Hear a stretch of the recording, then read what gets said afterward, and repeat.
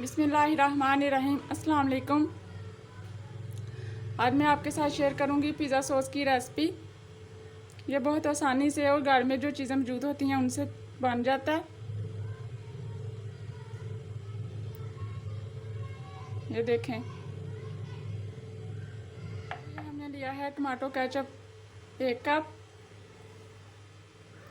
काली मिर्च का पाउडर है ½ टी स्पून, खुश्क धनिया का पाउडर है ½ टी स्पून, 1 टीस्पून कुटी हुई लाल मिर्च है, 2 चुटकी ये नमक है, ये ज़ीरा है कुटा हुआ ½ टी स्पून। केचप को बाउल में डाल देते हैं।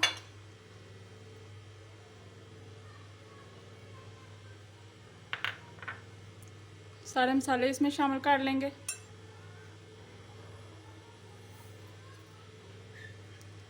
अच्छे से मिक्स कर लेते हैं।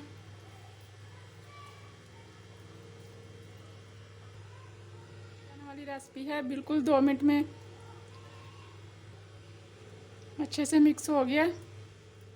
दूसरे बोल में शिफ्ट करके मैं आपको दिखाती हूँ। ये देखें, पिज़्ज़ा सॉस हमारा बिल्कुल रेडी है।